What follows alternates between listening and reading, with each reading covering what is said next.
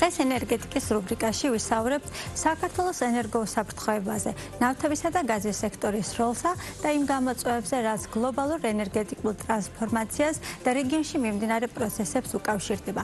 რამდენად დაცულია საქართველოს ენერგეტიკული თვალსაზრისით და როგორია პერსპექტივა ნავთობისა და გაზის სახელმწიფო სააგენტოს დირექტორი გიორგი ტატიშვილია ჩვენი სტუმარი. მოგესალმებით გიორგი, პირველ რიგში დიდი მადლობა სტუმრობისთვის. მოგესალმებით ანუკი, თქვენთან სტუმრობა ყოველთვის სასიამოვნოა ჩემთვის. გიორგი, როდესაც ჩვენ საუბრობთ ენერგოსაფრთხოებაზე, ძირითადად აქცენტს ვაკეთებთ განახლებად ენერგიებზე, კერძოდ ჰიდრორესურსებზე, მზეზე, ქარზე, თუმცა ნავთობისა და გაზის როლიც ამ მიმართულებაში ძალიან მნიშვნელოვანია. ამაზე რომ ვისაუბროთ, რამდენად კრიტიკულია დღეს საქართველოსთვის ეს რესურსები ენერგოსაფრთხოების თვალსაზრისით? კეთილი. სტატისტიკურად რომ ავიღოთ საქართველოს ენერგეტიკულ ბალანსში ნავთობპროდუქტების და გაზის წილი 60%-ზე მეტია. რაც თავისთავად უკვე მეტყველებს იმ მნიშვნელოვნებაზე, რაც ამ ორ მნიშვნელოვან პროდუქტს გააჩნია ჩვენი ქვეყნის ეკონომიკაში და ამ ენერგო ბალანსში. შესაბამისად, ამ მიმართულებით დივერსიფიცირება, საკუთარი რესურსების მოძიება განსაკუთრებულ მნიშვნელოვნებას იძენს ისეთ турბულენტურ მსოფლიოში, როგორც ჩვენ ვართ. თქვენ ისაუბრეთ ზუსტად მოძიებაზე და მოძიება არის ერთ-ერთი პრიორიტეტული მიმართულება თქვენი კომპანიის. ძირითადად რა ფაქტორებზეა დამოკიდებული ინვესტიციების განხორციელება ამ მიმართულებით? ძალიან კარგი კითხვა. მრავალი ფაქტორია, მაგრამ შეგვიძლია ორი ძირითადი აღვნიშნოთ. ეს არის პირველ რიგში გეოლოგიური რისკები და მეორე დავარქვათ ბიუროკრატიული რისკები. საქართველოს გეოლოგია არ არის ესეთი ადვილი გეოლოგია, საკმაოდ რთული პარამეტრებით გამოირჩევა და ჩვენ როგორც სახელმწიფო შეგვიძლია ინვესტორებს შევთავაზოთ ძალიან გამჭვირვალე თამაშის წესები და კარგი საინვესტიციო გარემო, რომელიც უმნიშვნელოვანესია საინვესტიციო გადაწყვეტილების მიღებისას. ანუ უფრო მარტივად რომ ვთქვათ, ჩვენ გვჭირდება აქ მაღალტექნოლოგიური კომპანიები, რომლებსაც აქვთ მუშაობის დიდი გამოცდილება და რომლებიც დაძლევენ იმ გეოლოგიურ სირთულეებს, რაც ჩვენ ქვეყანაში გვაქვს. და ჩვენი მხრივ შევქმნათ ის პირობები, რაც მათ ამ საკმაოდ მაღალ სარისკო საქმეში და საკმაოდ დიდი ინვესტიციების განხორციელებას მისცემს. ეს როგორც აღნიშნე არის პირველ რიგში საინვესტიციო გარემო და თამამად შემიძლია ვთქვა, რომ არა თუ რეგიონში, არამედ ამ ჩვენს ნახევარსფეროშიც კი ერთ-ერთი ყველაზე მიმზიდველი საინვესტიციო გარემოა და ასევე უმნიშვნელოვანესი ეს არის გამჭვირვალე თამაშის წესები.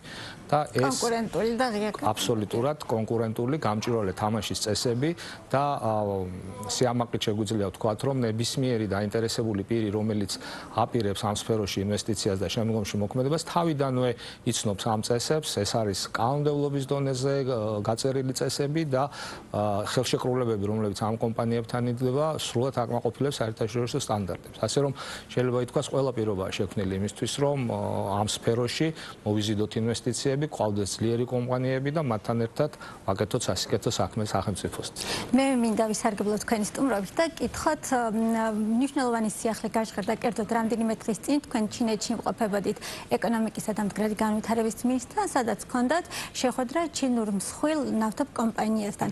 უფრო მეტი რომ გვესაუბროთ ამასთან დაკავშირებით, აი რა გადაწყვეტილებები იქნა მიღებული, როგორ გეგმავთ, რა ნაბიჯების გადადგამას გეგმავთ მომავალში ჩინური თუნდაც ამ შემთხვევაში ჩინური ინვესტიციის მოზიდვის ნაწილში და უკვე არსებულ ინვესტორებზე რომ ვისაუბროთ, აი სიახლეები ამ მიმართულებით რა გაქვთ? სიამოვნებით ამ თემაზე სიამოვნებით ვისაუბრებ, იმიტომ რომ აღნიშნავ, რომ ეკონომიკის და მდგრადი განვითარების მინისტრის ვიზიტი ძალიან მნიშვნელოვანი იყო.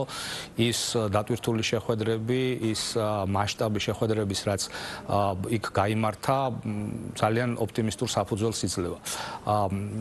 ჩვენი მიმართულებით, ნავთობის და გაზის მიმართულებით იყო ორი შეხვედრა ორ უმძლავრეს ენერგეტიკულ კომპანიასთან. ეს არის Geojade Oil და Zhenshu, რომლებიც არა მარტო ჩინეთში, არამედ გლობალურად არიან წარმოდგენილი.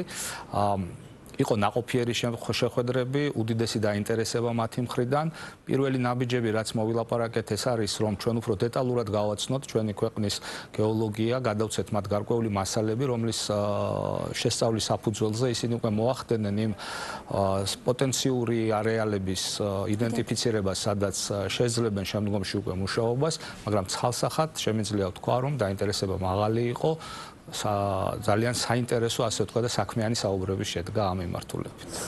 გიორგი, როდესაც დაასრულეთ და თქვენ მკითხეთ არსებულ ინვესტორებზე, მინდა გითხრათ, რომ ფართო სპექტრია, სხვადასხვა ქვეყნის ინვესტორების წარმოდგენილი ყავს, როგორც ჩინური, ბრიტანული, ინდური კომპანიები და ერთი ახალი ამბავიც მინდა გაგიზიაროთ, რომელიც შეიძლება ექსკლუზივიც იყოს თქვენ ეთერში.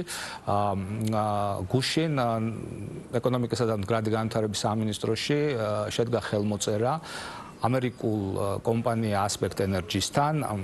ეს არის ძალიან ძლიერი კომპანია, რომელიც უშუალოდ არის კონცენტრირებული ძებნაძიებით სამუშაოებზე, ისეთ რთულ გეოლოგიურ პირობებში, როგორც ჩვენ გვაქვს და ამ ხელმოწერის შედეგად 70 მილიონის ინვესტიციას ჩადებს ჩვენ ქვეყანაში. პირველი სამუშაოები უკვე ზაფხულში დაიწყება, ეს იქნება სამგანზომილებიანი სეისმოგადაღებები, ეგრეთ წოდებულ ჩრდილოეთ სამგორის ფართობზე, რომელიც საკმაოდ პერსპექტიულად გამოიყურება და ვფიქრობთ, რომ უკვე სადღაც ერთი წლის განმავლობაში ალბათ დაიგეგმება საბურღი სამუშაოებიც და ეს ფართობიც, რომლის შესწავლაც დიდი ხანია გვინდოდა, რომელიც ძალიან პერსპექტიული იყო, ასევე აღმოჩნდება იმ კალათაში, საიდანაც რაღაცას ველით. მე დავამატებთ, რომ მსგავსი მოცულობის ინვესტიციების განხორციელება ნავთობისა და გაზის სექტორში განსაკუთრებით მნიშვნელოვანია ჩვენი ქვეყნის ენერგოსაფრთხოებისთვის. დიდი მადლობა ამ ინფორმაციის გაზიარებისთვის. ზოგადად, როდესაც ენერგეტიკაზე ვლაპარაკობთ, აი გარემოს დაცვითი მიმართულება უფრო ჩვენი მაყურებლისთვის ცნობილია, რომ ჰიდროს ნაწილში რა პრობლემებსაც ქმნის და მე როგორ ხდება ამ გამკლავება.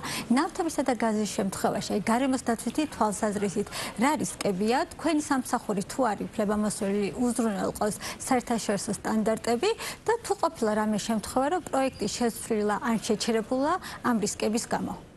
ძალიან კარგი კითხვაა და ძალიან მნიშვნელოვანი, იმიტომ რომ საკმაოდ მნიშვნელოვანი განსხვავება გარემოზე ზემოქმედების კუთხით ნავთობისა და გაზის სფეროში და სხვა ვთქვათ ბიზნესის კუთხით, იმიტომ რომ ნავთობში და გაზში ძირითადად ზემოქმედება არის წერტილოვანი.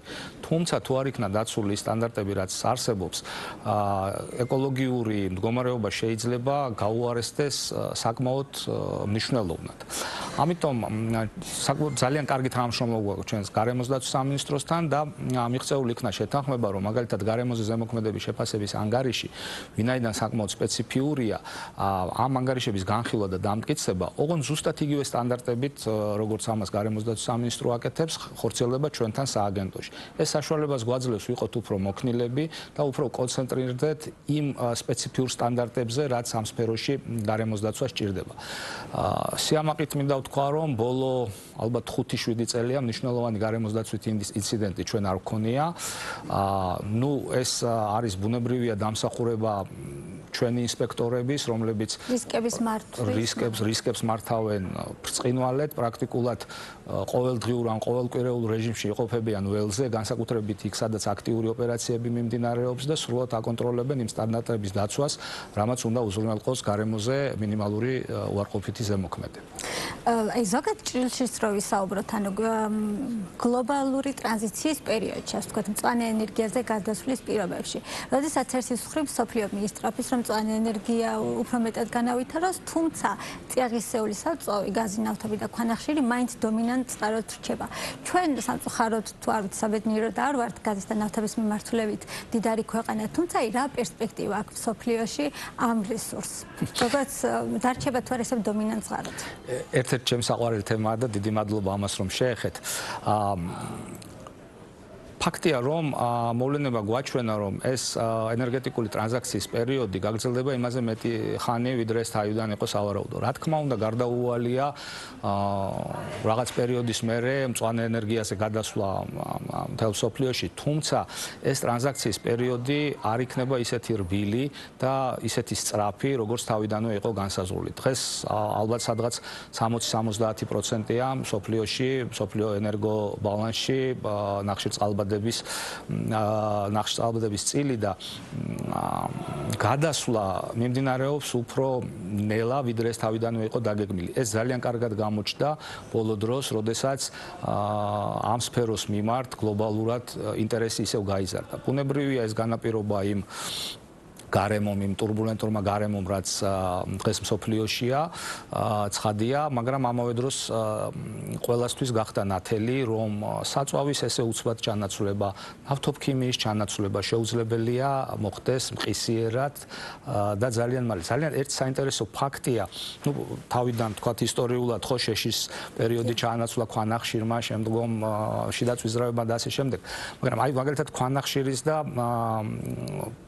თუნდაც ბენზინის საწვავის ბალანსი რო ავიღოთ, რეალურად ქვანახშირის მოხმარება დღეს მსოფლიოში ფიზიკურ ერთეულებში გამოხატულებში ზუსტად იგივეა, რაც როდესაც ქვანახშირის ერა ბატონობდა. უბრალოდ ჩაანაცვლა ბენზინმა, მაგრამ მოპოვება და გამოყენება არ შემცირებულა.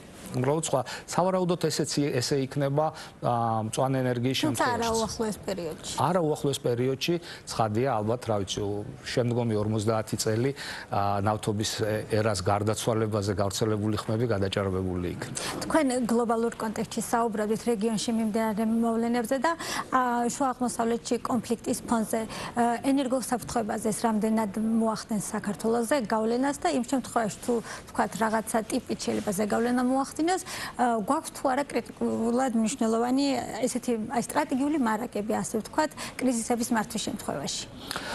საქმე იმაშია, რომ დღეს საქართველოს ენერგეტიკა დივერსიფიცირებულია. რაც საკვირველია, ეს გლობალური მოვლენები გავლენას მოახდენს თუნდაც იგივე ფასების მერყეობაზე, რაც და ერთ-ერთი მთავარი გამოწვევა სწორედ ეს არის, არა ფასების ძალიან მაღალი მაჩვენებელი ან ძალიან დაბალი მაჩვენებელი, არა, უპროგნოზო ცვლილება მაღალ და დაბალ ნიშნულებს შორის. ეს ურთულებს კომპანიას დაგეგმონ გრძელვადიანი უწყვეტი მომარაგება ცხადია. თუმცა საქართველოს რა თქმა უნდა დაცული ამ კუთხით, რადგანაც უკვე აღნიშნე ენერგიის მოწოდების წყაროები დივერსიფიცირებულია, მე ვფიქრობ, რომ რაღაც ენერგოდეფიციტი არ გვემუქრება და ძალიან მნიშვნელოვანი აღინიშნოს ერთი ფაქტი, რაც აი სწორედ ამ სტრატეგიულ მარაგებს შეეხება.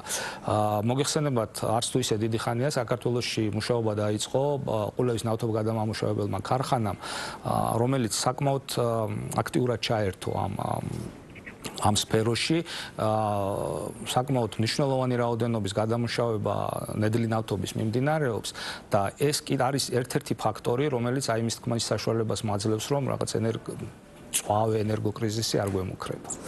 ბატონ გიორგი, ჩვენი საუბრის დასასრულს ბოლო კითხვას დაგისვათ. შავი ზღვა განსაკუთრებით პრიორიტეტული გახდა ბოლო წლებში ენერგეტიკული თვალსაზრისით. ნავთობისა და გაზის მოპოვების პერსპექტივა თუ არის? ძალიან კარგი კითხვაა და ეს არის ის პროექტი, რომელიც ჩვენი ტოპ პრიორიტეტებში არის ახლა. უნდა ვთქვათ, რომ შავ ზღვაზე ბოლო დროს რამოდენიმე მნიშვნელოვანი აღმოჩენა იქნა. სამწუხაროდ არც ერთი საქართველოში, მაგრამ ამას თავის საფუძველი და მიზეზი აქვს და გეტყვით რატომ. ერთ-ერთი მნიშვნელოვანი აღმოჩენა ეს იყო რუმინეთში, დიდი გაზის საბადო აღმოჩნდა თურქეთის შავი ზღვის წყლებში და ხშირად საერთაშორისო კონფერენციებზე ისმის ესეთი აზრი, რომ შავი ზღვა არის, ასე ვთქვათ, მექსიკის ყურის დუბლირება შეიძლება იყოს. სწორედ ამიტომ ახლა ჩვენთვის არის უმნიშვნელოვანესი, რომ შავი ზღვის ჩვენი ნაწილის განვითარება მოხდეს. მაგრამ როგორც აღნიშნე, აქ ორი ყველაზე დიდი გამოწვევა. ეს არის თვითონ რთული გეოლოგია შავ ზღვაში და ეს არის თვითონ შავი ზღვის მდგომარეობა, რომელიც დიდი ოდენობით გოგირ წყალბადს შეიცავს. ორივე ეს გამოწვევა აბსოლუტურად დაძლევადია იმ თანამედროვე ტექნოლოგიებით, რაც დღეს მსოფლიოში არის. ამიტომ მთავარი ფოკუსი, რაც ჩვენ გვაქვს პრიორიტეტის გათვალისწინებით, ეს არის მაღალტექნოლოგიური ძლიერი ფინანსური ჯგუფი შემოყვანა, რომელსაც არ შეეშინდება ამ რისკების აღების და წარმატებით დაასრულებს ამ ძებნაძიებით სამუშაოებს. თუ გეოლოგიურ პოტენციალზე ვსაუბრობთ, საქართველოს აქვს ალბათ ერთ-ერთი ყველაზე საუკეთესო პერსპექტივა შავ ზღვაში ნახშირწყალბადების მოპოვების.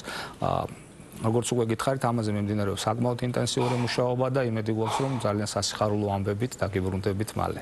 ძალიან დიდი მადლობა სტუმრობისთვის და იმედს ვიტოვებ, რომ თქვენ არაერთხელ იქნებით კიდევ ჩვენი გადაცემის სტუმარი. მაყურებელს შევახსენებ, რომ ჩვენი სტუმარი იყო ნავთობისა და გაზის სახელმწიფო სააგენტოს დირექტორი გიორგი ტატიშვილი.